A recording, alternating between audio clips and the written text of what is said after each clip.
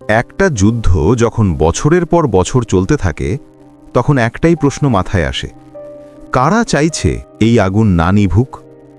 কারণ যুদ্ধ নিজে থেকে চলে না, যুদ্ধের পেছনে থাকে অর্থ, থাকে ক্ষমতা, থাকে হিসাব। আর সেই হিসাব যারা কষছে তারা যুদ্ধের মাঠে নেই, তারা অনেক দূরে, নিরাপদে এবং লাভবান। আজ আমরা সেই মানুষগুলোর কথা বলবো। স্বাগতম সাইলেন্ট ভয়েসে। এই চ্যানেলে আমরা সেই প্রশ্নগুলো করি যেগুলো অনেকে এড়িয়ে যায়। আজকের প্রশ্ন হল, ইসরায়েল ফিলিস্তিন যুদ্ধে সত্যিকার অর্থে কারা জিতছে? যারা লড়ছে তারা নয়, যারা মরছে তারা নিশ্চয়ই নয়। তাহলে কে? উত্তরটা জানলে আপনি অবাক হবেন, হয়তো রাগও হবে, কিন্তু এটা জানা দরকার। প্রথমে একটু পেছনে যাই। 1948 সাল ইসরায়েল রাষ্ট্রের জন্ম হল। সেই রাতেই শুরু হলো প্রথম আরব ইসরায়েল যুদ্ধ। ফিলিস্তিনিরা এই ঘটনাকে ডাকে নাকবা, অর্থাৎ মহাবিপর্যয়। 7 লক্ষেরও বেশি মানুষ সেদিন ঘরছাড়া হয়েছিলেন। 1967-তে আরেকটি যুদ্ধ, 1973-এ আরেকটি। গাজায় অবরোধ, পশ্চিম তীরে বসতি বিস্তার, বারবার সংঘর্ষ।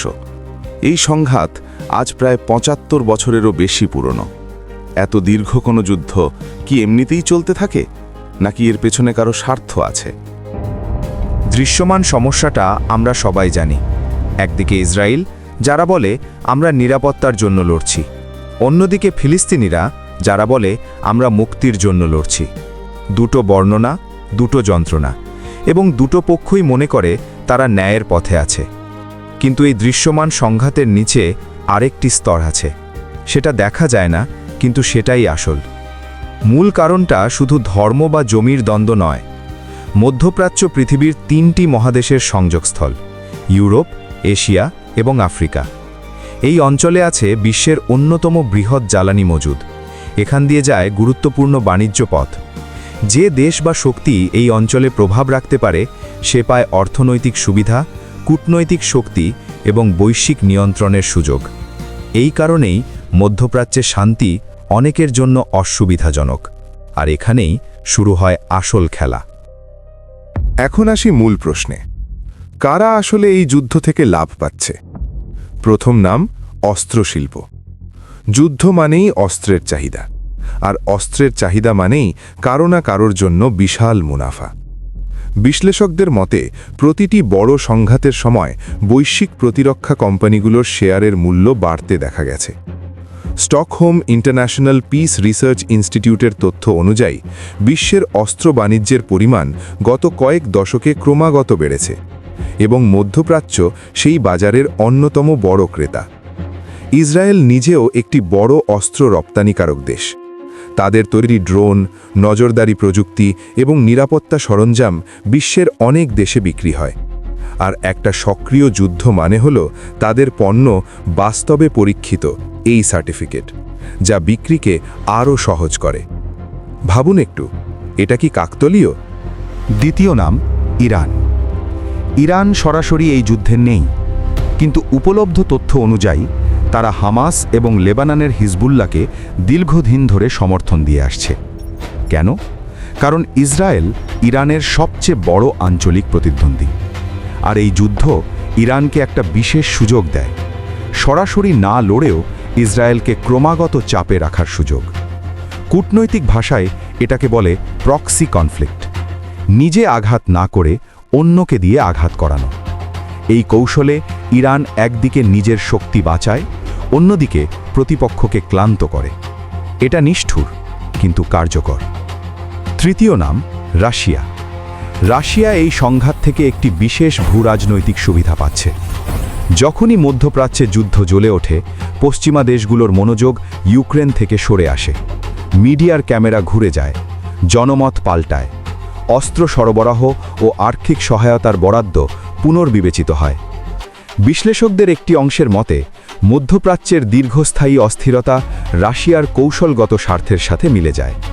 তবে এটা তাদের সরাসরি পরিকল্পনা কিনা তা নিশ্চিতভাবে বলা যায় না, কিন্তু সুবিধাটা যে তারা পাচ্ছে সেটা অস্বীকার করার উপায় নেই। চতুর্থ নাম কিছু রাজনৈতিক নেতা। এটা বলতে কঠিন লাগে, কিন্তু ইতিহাস এটাই বলে। পৃথিবীর অনেক দেশে এমন রাজনীতিবিদ থাকেন যাদের কাছে একটি সক্রিয় বাইরের শত্রু খুব দরকারি। কারণ বাইরের শত্রু থাকলে ভেতরের ব্যর্থতা ঢাকা পড়ে, মানুষের রাগ ঘুরে যায়, জাতীয়তাবাদী আবেগ তৈরি হয় এবং নির্বাচনে সেই আবেগ কাজে লাগে। এটা শুধু ইসরায়েল বা ফিলিস্তিনের কথা নয়, পৃথিবীর বহু দেশে বহু যুদ্ধে এই একই রাজনৈতিক হিসেব কাজ করেছে। ক্ষমতায় থাকতে হলে কখনো কখনো যুদ্ধ থামানো যায় না। পঞ্চম নাম, মিডিয়া ও কন্টেন্ট ইন্ডাস্ট্রি। এটা বলতে একটু অস্বস্তি লাগে, কিন্তু সত্যি কথা বলাই এই চ্যানেলের কাজ। যুদ্ধের সংবাদ সবচেয়ে বেশি দেখা হয়, সবচেয়ে বেশি ক্লিক হয়, সবচেয়ে বেশি শেয়ার হয়। মানুষের রাগ, ভয় এবং দুঃখ এগুলো কন্টেন্টের জ্বালানি। তথ্যের বাজারে যুদ্ধ একটি প্রিমিয়াম পণ্য, আর এই পণ্য যখন বিক্রি হয় কেউ কেউ বিজ্ঞাপন আয় পায়, রেটিং পায়, প্রভাব পায়। এটা মানবিকতার সংকট, কিন্তু এটাই বাস্তব। এখন বর্তমান পরিস্থিতির দিকে তাকাই। 2023 সালের অক্টোবরের পর থেকে গাজায় যা ঘটছে তা পৃথিবীর মানুষকে গভীরভাবে নাড়া দিয়েছে। জাতিসংঘের মানবিক সংস্থাগুলো তীব্র সংকটের কথা জানাচ্ছে। খাদ্য, ওষুধ, পানি সবকিছুর ঘাটতি। আন্তর্জাতিক আদালতে মামলা উঠেছে। পৃথিবীর বিভিন্ন দেশ বিভিন্ন অবস্থান নিয়েছে। কেউ ইসরায়েলের পাশে, কেউ ফিলিস্তিনের পক্ষে, কেউ কেউ মধ্যস্থতার চেষ্টা করছে। মিশর, কাতার এবং মার্কিন যুক্তরাষ্ট্রের মধ্যস্থতায় বিভিন্ন সময়ে আলোচনা হয়েছে। কিছু সাময়িক যুদ্ধবিরতিও হয়েছে, কিন্তু স্থায়ী সমাধান এখনও অধরা। কেন? কারণ যারা এই যুদ্ধ থেকে লাভবান তারা এখনও প্রভাবশালী এবং তারা চায় না সমীকরণ বদলে যাক। ভবিষ্যতে কি হতে পারে? সবচেয়ে আশাবাদী দৃশ্যে একটি স্থায়ী যুদ্ধবিরতি হবে, জিম্মিরা মুক্তি পাবেন, দীর্ঘমেয়াদী কূটনৈতিক আলোচনার পথ খুলবে এবং হয়তো একদিন দুটো স্বাধীন ও স্বায়ত্তশাসিত রাষ্ট্র পাশাপাশি শান্তিতে থাকবে। কিন্তু এই দ্বিরাষ্ট্রীয় সমাধান দশকের পর দশক ধরে কথায় আছে, বাস্তবে আসেনি। কারণ পশ্চিম তীরে বসতি বিস্তার, জেরুজালেমের মর্যাদার প্রশ্ন এবং উদ্বাস্তুদের ফেরার অধিকার, এই তিনটি জটিল সমস্যার সমাধান ছাড়া শান্তি কার্যত অসম্ভব।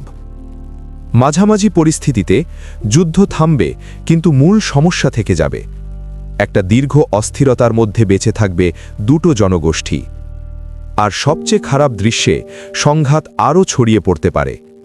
লেবানন, ইয়েমেন, ইরাক, এই উত্তেজনা ইতিমধ্যেই অন্য জায়গায় ছড়িয়েছে এবং বৃহৎ শক্তিগুলো যদি আরও সরাসরি জড়িয়ে পড়ে পরিণতি হতে পারে ভয়াবহ। বিশ্লেষকদের একটা বড় অংশ বলছেন এই সমস্যার সমাধান সামরিক নয়, রাজনৈতিক। কিন্তু সেই রাজনৈতিক সদিচ্ছা কোথায়? একটু ভাবুন, ইসরায়েলি মা যখন তার সন্তানকে বুকে জড়িয়ে ধরেন, তিনি চান নিরাপত্তা। ফিলিস্তিনি বাবা যখন ধ্বংসস্তূপের মধ্যে দাঁড়িয়ে থাকেন, তিনি চান মুক্তি। দুটো চাওয়াই মানবিক, দুটোই ন্যায়সঙ্গত। কিন্তু সেই চাওয়াগুলো পূরণ হয় না, কারণ অনেক দূরে, বোর্ডরুমে, রাজধানীতে, কূটনৈতিক করিডোরে অন্য একটা হিসেব চলছে। সেই হিসেবে শান্তির কোনো জায়গা নেই, কারণ শান্তি সবার জন্য লাভজনক নয়। এটাই সবচেয়ে তিক্ত সত্য। যখন কোনো যুদ্ধ বছরের পর বছর চলে, প্রশ্ন করুন, কে চাইছে এটা না থামুক? যুদ্ধক্ষেত্রে সৈনিক নয়, সাধারণ মানুষ নয়, যে মা তার সন্তান হারিয়েছেন তিনিও নন। তারা সবাই চায় শান্তি। কিন্তু যাদের টেবিলে অস্ত্র বিক্রির চুক্তি, যাদের কাছে ভূ রাজনৈতিক দাবানলের হিসেব, যাদের ক্ষমতা টিকিয়ে রাখতে শত্রু দরকার, তারা চায় আগুন জ্বলতে থাকুক। এটাই আসল যুদ্ধ, মাঠের যুদ্ধ নয়, স্বার্থের যুদ্ধ। আর যতদিন সেই স্বার্থের যুদ্ধ চলবে, ততদিন মাঠের যুদ্ধও থামবে না। এটাই ছিল আজকের সাইলেন্ট ভয়েস। আমরা পক্ষ নেই না, আমরা প্রশ্ন করি। কারণ প্রশ্ন করাটাই প্রথম পদক্ষেপ সত্য বোঝার দিকে।